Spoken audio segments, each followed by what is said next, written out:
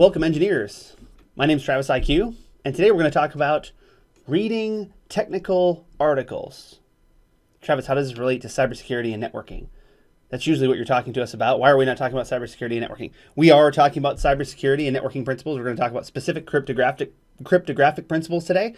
However, it's really important to understand how to read technical articles, how to read things like peer-reviewed journal articles, how to read things like white papers, right? These are the foundations through which our technology and our innovations are disseminated to people, right? And so as such, as technically minded folk, right, we are going to, in the end, need to read these types of technical papers, right? It's not simply enough to get your information from a blog post about how this thing works or a YouTube video, right, about how to interpret the data that you're seeing in an interface config, in an interface log, or a router config, right, JunoS, Cisco CLI, something like this, right? It's important to be able to dig into the technical details. Okay, so that being said, right, hey Travis, what do you know about reading technical journal articles? Well, I'll tell you what I know about reading technical journal articles. I actually, in fact, have a PhD from a Division I research university. I also conducted a postdoctoral research fellowship at an international university in Gothenburg, Sweden. So I have been reading technical journal articles for the better part of the last decade in a number of fields: computer modeling, data analytics, heterogeneous catalysis, surface catalytics. Pick your poison, pick your technical subject matter, and I'm sure I've read something interesting about it. Material sciences, all of these things. So I have read thousands and thousands of peer-reviewed journal articles. I've written and published several peer-reviewed journal articles. I can leave links in the description below. Probably what I'll do is leave a link to my LinkedIn in the description below, and that will give you all the information that you need there. Anyway, this is why I would tell you to listen to what I have to say regarding interpreting journal articles. And that being said, right, we should pick something that's particularly relevant to us. We should also pick something that's interesting, right? And so to that end, it would be really interesting to learn how to read white papers and technical articles of something like Bitcoin. Bitcoin's been in the news a lot lately. It has a lot of cryptographic principles, so cybersecurity principles, built into the structure of the protocol, as it were, right? And so what I'm going to do is start the discussion today about how to read the Bitcoin white paper, right? And so there's a lot of things to unpack here, and so there's a lot of information in that 9-page white paper as well regarding how the infrastructure is built, right? How it achieves consensus and decentralization and things like this. Not as important to us as cybersecurity professionals, right? Where I'm trying to give some context here is things like how we prove authentication and non-repudiation with things like digital signatures and public key, private key. Right? How we prove integrity of the data with things like cryptographic hashing. Bitcoin in the white paper describes explicitly how they maintain this infrastructure in a decentralized manner, which is actually really, really interesting. Okay, there isn't enough time probably in this video to get to the meat and potatoes of how that infrastructure works technically, right? What I'd rather do is use this white paper as a sounding board for how to read technical articles, right? And then I'll give you some of my quick interpretation, and I will follow up with an in-depth discussion of a number of the principles in the paper itself, right? So let us begin, shall we, with a quick discussion of how we do this. And so the first thing that you're going to do, right, with any peer-reviewed journal article, there's a summary right at the front. It's called the abstract. Usually an abstract is not as in-depth about what the article is trying to do and what it's trying to accomplish or what it has accomplished, right? Depending upon if you're reading a research article or a white paper, something like this, there'll be a few different caveats between the abstracts, right? An abstract in a peer-reviewed research article will say, this is what we were trying to do and this is what we achieved in terms of the actual research. In a white paper abstract like this, it'll say this is what we're trying to do and this is how we're going to implement it, right? So the abstract is actually really interesting, right? A purely peer-to-peer version of electronic cash, right? the longest chain not only serves as proof of the sequence witnessed events, right, but proof that it came from the largest pool of CPU power. So basically proof that it is part of the entire chain itself, right, and a few other things here. But so the abstract is useful to give you an idea of whether this would be relevant for something that you wanted to learn, right, or is what you were looking to know more about. Okay, fine with me, right? So you would say, Travis, I feel like I already knew that about abstracts. Maybe you did, maybe you didn't, right? But there are two places that I will tell you right now that that I bet that you didn't go first. Now, the introduction I say is interesting enough. However, I'm not a huge fan of introductions in white papers or technical journal articles, and here's why.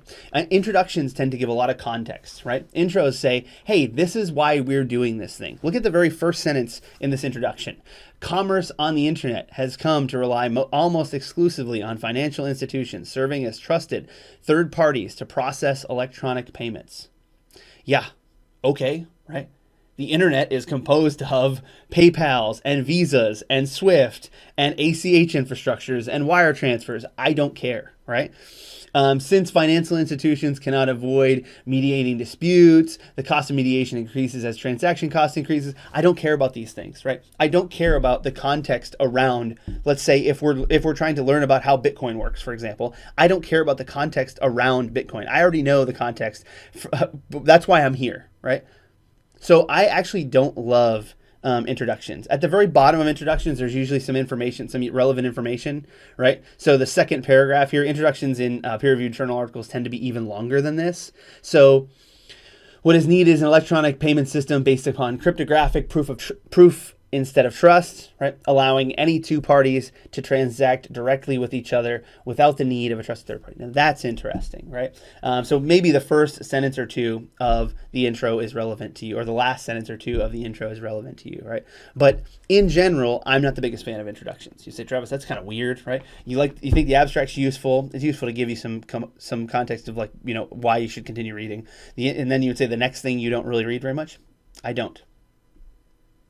It served me well, and I've actually been given this advice from tenured professors at research universities as well, right? The best advice I ever got from my advisor in my graduate work was read the first and the last, right? So read the very beginning, abstract, go to the conclusions. Why? Because the conclusions tell you what we did, right? Especially in a research article where you're looking for the results, right? You would normally say, I'm going to go to the results section. Just something to think about here, right? The results actually are a long, in-depth, right, look at what we achieved, right? And so if I want a clear, concise summary of what you achieved, whether it's in a white paper like this or a peer-reviewed journal article, what I want is your conclusions. The conclusions are that one paragraph, two paragraphs, or three if you've got a lengthy author, right, that describe exactly what we did or what we achieved in a short period of time. Let's do that then. We proposed a system for electronic transactions without relying on trust. Now that's interesting, right?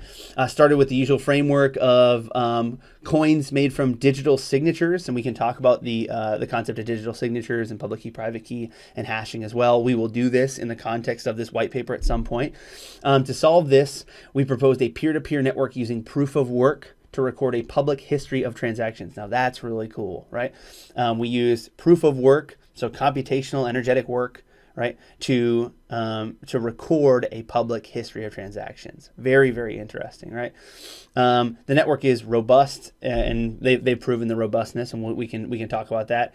The network is robust in its unstructured simplicity. Let's contextualize this with other white papers from cryptocurrencies that have been subsequently developed, right? Almost all of them have longer white papers than the 9 pages provided by Bitcoin, right? Why is that? Are they more technically sound? Do they achieve a better goal? No, right? The reason that this article is so short, right, relative to other peer-reviewed journal articles is because it's beautiful in its simplicity, right, in the implementation, and clear and concise, right? Actually, for the most part, what you will notice is that moderate to smaller length articles within reason, tend to be the higher value articles, right? Because they've summarized clearly. They knew exactly what they were talking about when they wrote the article, the authors. And so what you get is a shorter version with more information that is less confusing, right? If now again, right, there's a lot of technical implementation stuff here, and they do describe, right, the implementation of this decentralized trustless infrastructure thoroughly, right? But if you go through it and have a thorough understanding of the concepts they're utilizing, then you're going to know what they're talking about. I've seen a few Twitter posts and a few other people talk about how if you can't understand it, if you're technical, let's say you're technical like me, right? You have a PhD from a research university, postdoctoral research, years in the cybersecurity space. If you can't read through the article and get a general sense of what's going on quickly, and then a thorough sense of what the article was trying to do with time, then the article is poorly written, right? That a lot of people misunderstand the fact that they are having trouble reading an article sometimes, and say, wow, I must not have the mental capacity to interpret this information, right? Because I can't figure it out. That is not the case most of the time. And you see this a lot of times in, especially in like computer modeling and computer engineering and engineering journal articles. A lot of the times when you see long journal articles that are very difficult to interpret, that end up with a lot of citations, you will oftentimes see those articles in the end redacted potentially. There's a great number of examples of people taking the length and the author for granted and not fully understanding the article that was written, using it as the basis for something else, and then years later that article being redacted because, oh, lo and behold, the data was manipulated because no one could reproduce that data because it wasn't reproducible, and because the article didn't describe in depth enough how to reproduce it because it wasn't reproducible, those types of things, right? So just things to think about. It is important, right, to give some context to the way these things are written as well, right? They are fallible, written by other people. And so normally when you have clear and concise writing, right, potentially, right, shorter articles, you oftentimes have some of the best articles, and some of the most highly cited peer-reviewed journal articles in any field: chemistry, biology, engineering, computer science, right? I'm picking STEM sciences here, but you could pick liberal arts and things like this as well. They generally have I have the most experience with STEM fields, right? They generally have some of the shortest articles have the highest number of citations. 7-page peer-reviewed journal articles with tens of thousands of citations, because they are the foundation of a new genre of research, because it was so clearly defined and it was so groundbreaking in its definition. A great example is something like what we have in front of us here. Okay. Why did I choose this article for a discussion from a cybersecurity standpoint, right? And so I'll give a little bit of context here, and maybe we'll continue to expand upon these components as we move forward. But Bitcoin, for example, uses a lot of the tenets of our traditional cybersecurity, right? So things like cryptographic hashing to prove data integrity, right? And things like public key and private key to facilitate ownership with authenticity, so who you are, and non-repudiation, so that you can't dispute that you signed that transaction and then broadcast it. So this is that discussion of how to read the Bitcoin white paper, right? My approach in understanding technical articles, right? And as we move forward, I'm going to continue to give context to this article and expand and give some in-depth interpretation. With that being said, as always, engineer, break stuff, and have fun.